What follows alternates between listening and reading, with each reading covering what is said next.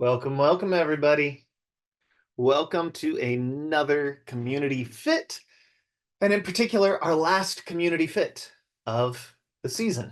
So I'm super happy you could join. I'm James, and this is going to be the last session of our ACT program for this 6-week rotation, our Adjusting to Change Toolkit class. Don't worry, though, we are going to have many more 6-week sessions starting early next year, but we are going to take a break because we all need a break.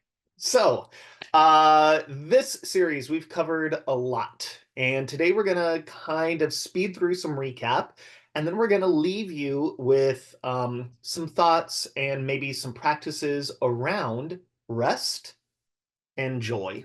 Because again, this series of Adjusting to Change Toolkit has been all about getting through the holidays. And so we talked about mindfulness. We introduced the toolkit and kind of worked through the toolkit, which is what we're going to kind of review at the beginning of class today. We've talked about compassion, we've talked about gratitude, and we're going to really now wrap it up with rest and joy. So hopefully you have a restful and joyful rest of the year and beginning of next year. So if you have any questions, feel free to drop them into the chat. I do not check the chat as I'm teaching, but I will check the chat after class, and I'll stick around to answer whatever questions you might have. And those questions might be about what we're going to cover today, or they might be about what we have covered the last few weeks. So you can drop that in the chat. You can also use the Q&A function. We can collect questions there as well. So let's kind of review back from the beginning. At the beginning of this series, we talked about mindfulness. And what is mindfulness? Mindfulness is the ability to pay attention to be aware of context and variability. Context meaning what is going on around me, what room am I in, what time of day is it, who am I with, who am I not with, what is happening. Context is also what's going on inside of me. How do I feel? Do I feel stressed? Do I not feel stressed? Do I feel triggered? Do I feel happy? Am I having a thumbs up moment or a thumbs down moment inside of me? Are my thoughts racing or are they settled? Am I excited to be here? Am I present? Or am I disassociated and not excited to be here? And really paying attention to how does the context outside of me affect the context inside of me? How does the world around me, my current experience, affect me? And how is how I feel inside affecting everyone else around me, right? So that's just sort of the framework that we've been working with. Then we introduced the toolkit, and the toolkit was a series of practices and tools, 5 buckets or categories of opportunities to regulate your nervous system and practice mindfulness. How? Well, mindfulness, again, is about context and variability. So we notice how we feel, we do one of the practices, and then we notice, has anything shifted? Has anything changed in how I feel? If I like it, maybe I do more of it. If I don't like it, maybe I don't need to do that one, at least not right now. Maybe I put it in a back pocket and come back to it later. Remember, we have 5 buckets or categories. The first being breath work, the second one being an orientation or a sensory foraging bucket. Third bucket is therapeutic touch. We have a movement bucket and a sound or vocalization bucket. Now, I say buckets because you can have an infinite amount of exercises, practices, tools inside each of those buckets. And I could not possibly teach you all of them. You know who can? Google, YouTube, books, private sessions with me or with other people, right? Like there's so many different ways to fill up those buckets. But just understanding, does the breathwork bucket work better for me? Or does the movement bucket work better for me? Because again, these buckets or these tools are designed to interrupt some of those stress reflexes. So in the moment, make you feel better, help you practice mindfulness, the ability to pay attention to context and variability, what's going on, and the fact that it can change over time, and done over time, provide fortitude and resilience. So even though this year, because maybe you're new to these practices, even though this year you don't feel fully equipped to deal with that uncle, that friend, that niece, that coworker during the holidays, maybe if you keep practicing, by spring next year, sometime in the future, you will have more fortitude, the ability to just have capacity to embrace, navigate, deal with more, and or more resilience, the ability to tolerate or bounce back from too much, right? So these practices serve a lot of different purposes.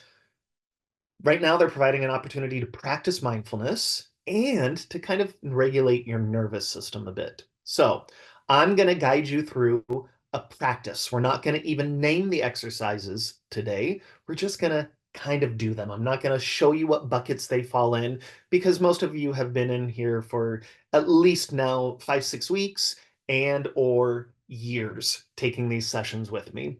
If you're brand new to this, just follow me along. If you already have a nervous system practice, if you're familiar with the toolkit, by all means, make the practice yours.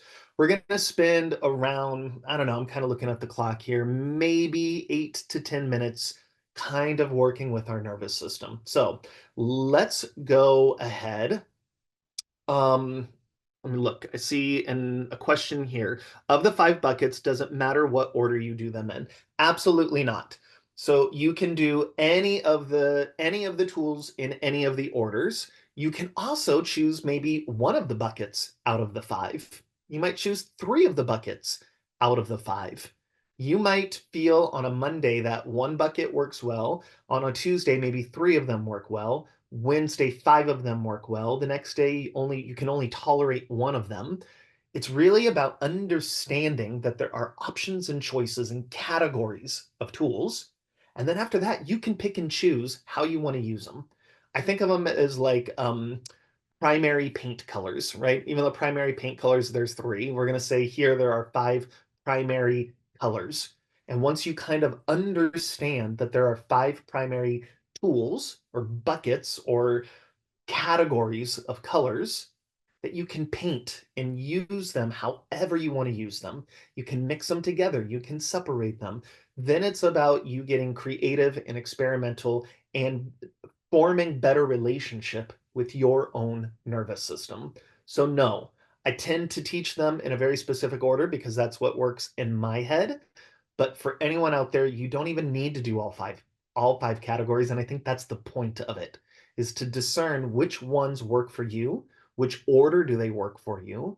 Do some of them absolutely not work for you? Do some of them like overwhelmingly work for you? So let's get going. Go ahead and sit comfortably in a chair. And you're just going to take an inventory of your current experience. You might want to do that from one of our previous focusing activities. How does my muscle system feel? Am I holding tension or relaxed? How does my heart feel? Is it beating fast? Is it beating slow? Am I aware or unaware of that? How is my breath? Is my breath um, easy? Is my breath calm? Is it coming in through the nose, out through the mouth, in through the mouth, out through the nose? Am I holding my breath? Am I taking a lot of breath or not a lot? None of them are right. None of them are wrong. We're just paying attention. We're just noticing.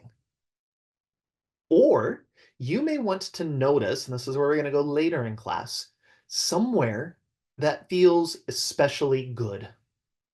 Somewhere in your body that feels especially good. Specifically, a thumbs up moment. It might be your foot. It might be your belly. It might be your throat, your chest. It might be your back being supported by the chair. I don't care. It's not important. It's just, where does it feel good? And good might feel spacious. Good might feel warm. Good might feel held. Good might feel like the color red or the color black or a sunset. It might feel like it's young. It might feel like it's mature and wise. Like, I don't know how to language what feels good to you. That's going to be your job. So just spend a moment and notice either muscle systems. Do I feel tight? Do I feel like, what's those categories? Or notice somewhere that feels especially good. Kind of think of the language, the felt sense of what does good feel like to you, not what makes sense, not, oh, it feels good because I got a massage yesterday, and of course that's the only area that feels like, just what does good feel like in random words in any order? And then notice somewhere maybe that feels opposite of good. If good feels spacious, not good might feel lacking space or congested or tight or closed off or not aware at all. If good felt like the color black, bad might feel like the color white or beige or cream or some other juxtaposed thing. If good felt young, bad might feel the opposite, right? Like, I don't know how to language it. That's for you to determine. So, lots of different ways to focus and notice. This is the mindfulness practice because I got to know that in order to be able to notice how it feels after we do a practice. Now, I am not going to keep cueing you to check in. That is going to be your job. This is me handing over the keys to the car and going, it's time for you to drive. It's time for you to pay attention to your own body and notice how each of these practices make you feel. And to categorize them as either, oh, I should revisit that in the future. I should write that down. I should remember that. I should practice that. Put in my repetitions. Or, I don't really need to do that thing. I don't like that, right? That's for you to discern. So here we go. Again, you can do whatever practices you'd like. I'm going to sort of go with what feels like I need to do. So I'm going to bring my hands together. I'm going to get them warm. Nice warm hands. Right on the jaw, throat. And again, I'm just instinctually paying attention to what my body needs in the moment. This right now, the next few minutes is absolutely not for you. This is for me. And you are more than welcome to follow along or divert. Stay with one of these practices. Maybe the next 5 minutes is you just doing this. It's for you to decide. If you're like, I don't know how to decide, follow me along. Experiment.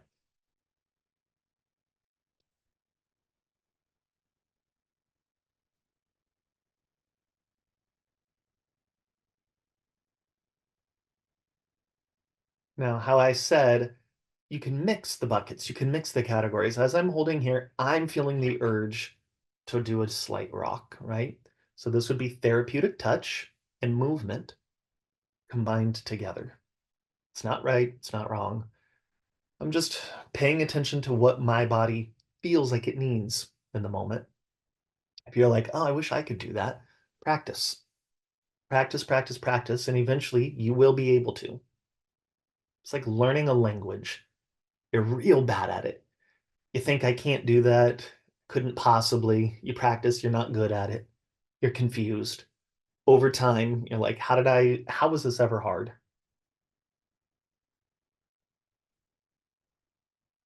No. Again, for thinking primary colors and therapeutic touch and rocking, side to side is like a secondary color, right? It's like mixing yellow and blue together to make green. I can now even add a little breath work in.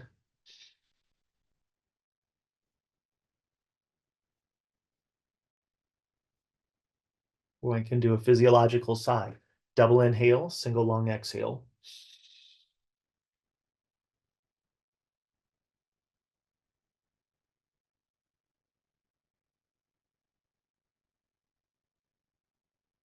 And it's like a tertiary color. It's like I'm mixing three different colors together into one practice. Feeling the need to do like a little rub across the diaphragm, like it's holding too much tension there.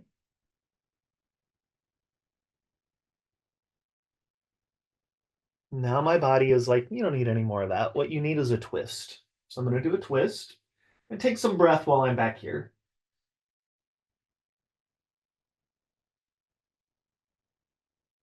Coupling movement and breath.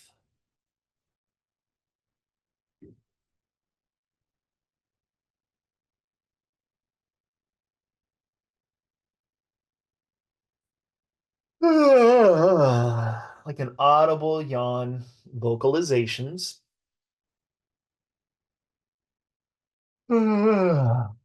Back to the center. I'm feeling the need to kind of expand and do a stretch, little movement,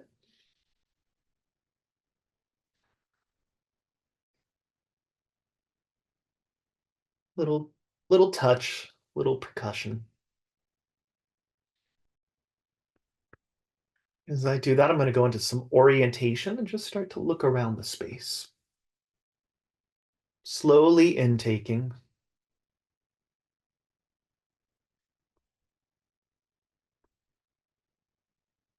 What's above you, behind you, maybe even naming things. There's a plant and a wall, ceiling, some lights, an air vent and a plant, artwork, wall.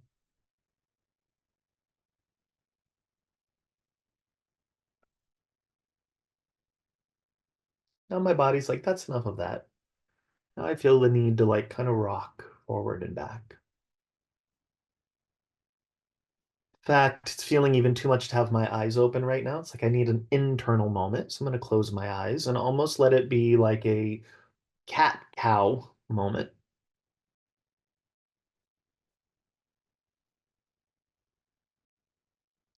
Really, what you're doing here, what these tools lead you to find, is what are the rhythms of wellness in your body?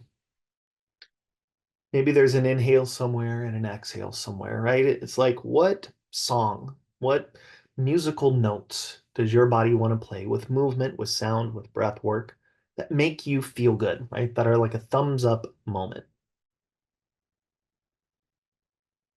And they can be big and they can be small. We've covered a lot of things that you can do like at a dinner table, right? Or in front of people. Today's practice feels to me more, at least mine does, more like something I would do in private, right? It's like a somatic meditation of sorts.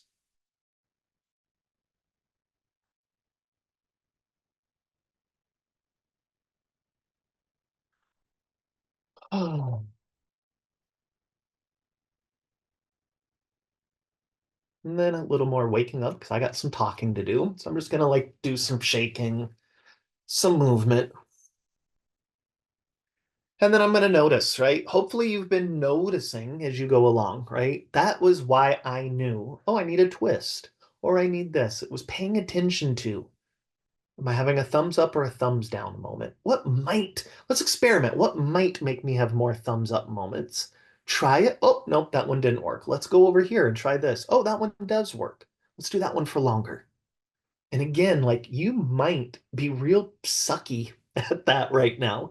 You might be really good at it, but practicing something opens up choices, possibility, and just being better at it and enjoying it more. So, feel free to keep playing, keep experimenting with that, but just notice, how does my body feel now? How does your body feel now? And then maybe practice some of that gratitude, right? Telling yourself, thank you. Thank you for doing that. Thank you, body, for having the capacity to do that. I'm really grateful for that.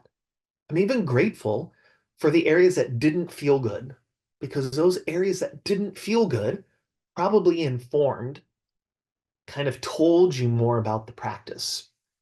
You either use them as a pendulation activity. I notice an area that feels good, or I notice an area that doesn't feel good. Or you might have gone like, oh, I start to twist. Oh, no, too far. That's a boundary.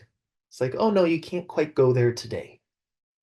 But over time, can that boundary increase or shift? Maybe even after the practices and you retested it, right? Maybe the boundary has already shifted. And that's an opportunity to sort of give some gratitude. The whole practice today is based on compassion, right? Empathy plus action. Well, I feel this way. I want to feel better. I want to feel better because either I want it or I need to show up for people differently. So I'm going to take action. Compassion being, again, empathy plus action. You can see they start to develop an ecosystem, and it's almost always beneficial to put your oxygen mask on first, to start with your practices. Get it embodied, get it into your cells, get it into your memory, get it into your muscle system. And so that way you can start to practice compassion and gratitude and mindfulness with other people in other scenarios, which leads me to the concepts of rest and joy. We're actually going to tackle them in reverse. Joy being first. We really, a trending word, a colloquialism in the last few years is being hashtag triggered. Triggered means that someone or something has set me or you, us off. We didn't like it. It's a thumbs down moment, and it's an extreme thumbs down moment. Could have been something that someone said triggered you in a bad way. Could be being gaslit or a behavior of someone. Could be traffic. Could be shorter days trigger you. Like whatever it is, right? It's an awareness. It's a word that describes an awareness of your nervous system falling below the line, meaning going into a state that you would not prefer. And that changes your thought process, that changes how you act, that's changing how your heart beats, it changes your muscle tension, right? And it sounds a whole lot like being stressed or dysregulated because it's all the same thing, right? So, the opposite of being triggered is a joy moment, or what social worker and polyvagal theorist Deb Dana calls a glimmer moment. We have trigger moments, but we don't have enough glimmer or joy moments. We don't mark those in our nervous system in the same way, right? You probably can name the handful or a lot of handfuls of people who really annoy you, whether they're on the TV, whether they're on the radio, whether they're in your office, a friend, a family member, a whatever. Like you can name who those people are, and you can probably describe the behavior that triggers you. But can you, in the same way, name people who deeply bring you joy, who like light up your heart, light up your nervous system when you're around them? Not sometimes that's not even family. Sometimes that's not even some of your closest friends. Sometimes it's like that person you see every once in a while. Might be a coworker, might be your friend, might be your spouse. I don't know. It can be a whole lot of people. But for a moment, let's practice that. Who deeply brings you joy? And just think about that person. And just notice, because you close your eyes in the same way we notice the body, notice how that person, notice how your body, your physiology responds to just even the thought of that person. You might feel more relaxed. Your breathing might shift. Your heart might shift. And maybe it's not even a person. Maybe it's a dog, right? Maybe it's a cat.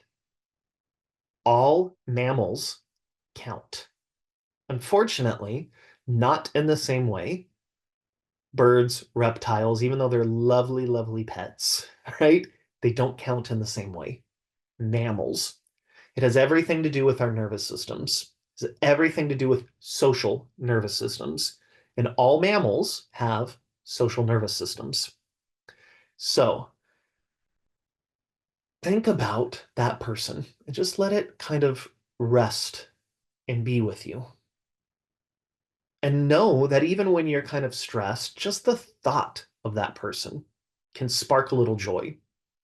Then think about over the next few weeks, over the holiday season, how might you carve out some time to have lunch, to have drinks, to have dinner, to have a phone call or a FaceTime with that person, to spend some time, especially if you know you have to go to that party, that event that maybe you don't really want to go to, but you're kind of obligated to go to. Can you find some time before or after that event to spend time, right? It's like neutraling out. This event's gonna drain me, but I got this event to look forward to. Kind of balancing those things out and noticing in your own body joy. And then thinking about what else brings you joy. What else is a light up your heart glimmer moment? Maybe it's specific music. And maybe you need to listen to that more. Maybe it's a movie or a book, a poem. Maybe it's a walk somewhere. For me, art galleries, museums, being in that space, bookstores and libraries, just even being amongst them is really settling to my nervous system. How can you get more of that as a support mechanism, as a way to medicate and give some nutrients to your nervous system? And while you're there, not just being there, but closing your eyes and really feeling, what is this doing to me? Context and variability. How does this context make me feel internal context? Right? What words can I language around that so that you have a better library, a better dictionary of how am I feeling and what's making me feel this way? So in the future, and even in the moment, you have some choice to go, oh, I don't like the way this space and this person makes me feel, but I have other options. And maybe if I can start to edit out the things that don't make me feel so good and bring in things that make me feel better. Or if I have to do these things, the way it doesn't feel so down. I can, if I have to eat my vegetables, right, and kind of do the thing, I can have my dessert before or after and do the thing that I want to do before or after. And in that way, dessert actually becomes a really valuable nutrient. So, thinking about joy, and really, we've already practiced a little bit of that. And I said we had a practice at the beginning that would kind of lead here. Joy is going to start in the body. And again, we've kind of framed it that way so far. But again, close your eyes, eyes open, your choice. Notice in your body somewhere that feels especially good, especially spacious,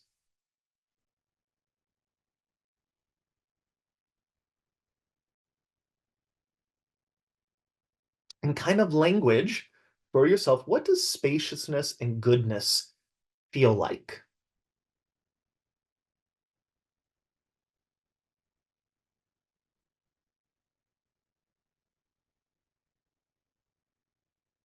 And then in your own body, kind of notice somewhere that feels like it's lacking space. Maybe it doesn't feel good. It might feel dense, it might feel congested. But if you get really curious and there's that density, and let's say that density is like in the pit of your stomach. I don't know where that density is. That lacking space is in the pit of your stomach. All around it, if you get really keen and aware, all around it is spaciousness. All around it does feel better. And that is exactly how you're able to notice something that is lacking space or something that doesn't feel good because there's a juxtaposition there. I think of it this way. Spaciousness to me is like an open room, nothing in it. Something that lacks space within that is like a big table right in the middle, a big bookcase right in the middle. It can't move. I can't walk through it. It's an obstacle. But the only reason I can notice and name and describe the bookcase is because there's space all around it. And the same is true in like those trigger moments, right? I can notice that I'm triggered here because there's joy and space before, after, and around that. And maybe I can start diverting my nervous system, my awareness, my mindfulness to those moments before and after so that I feel resourced. And at the end of the day, am I providing myself opportunities to rest? because that's what my nervous system needs to adjust to change overall and to get through difficult seasons of life. Am I getting my rest? And rest is not just sleep, although sleep is important. Sleep is physical rest is definitely a category, but also social rest. Social rest of like, oh, I've been peopling a lot, and maybe now I don't need to people as much. Maybe I need some creative rest, right? And creative rest is not about taking something away. Creative rest is about watching a beautiful movie, reading a beautiful book, looking at beautiful art, taking yourself outside and looking at the trees and the weather outside. Maybe I need some sensory rest. I don't need all the lights. I don't need all the sound. Just need some quiet. And really thinking about what am I getting too much of right now? And how might I support myself by getting something different than that? Got it? Okay. I'm going to let you go. I think Alicia might come on and maybe give some announcements or not. I don't know what's happening today. But thank you all so much for joining us. And come back again next season. Alicia looks like she is going to come on and have an Here announcement. I come. There we go. Hi everybody. I'm trying to bring and I'm blurry. I'm trying to bring Danny on screen since it is I our would last. bring Bob, but that's what we got today. Bob's a blob today. Here, Dan. Come here. Trying to give him some treats so he can come say hi to you. Come here. Hi, Come say hi Danny. to everybody. Hi, Over here. Danny. That way. Come over here. Oh, Anyhow, thank you now Bob's everybody active. He's for like, oh, Danny's joining coming us. on. Yeah, because I said treat. Thank you all for joining us for this session. We've really enjoyed having you. I'm sorry I was gone for a lot of it. I was on vacation, but I am back now. And we will have another session block of classes coming up for you. I think January 14th will be our start date. Yep. So you will receive an email with those Zoom links. You don't have to re-register on the CommunityFIT site. You'll just get the email. I did put the link to our YouTube videos. We do have last sessions already posted, and we will work on getting the sessions posted, hopefully before the new year.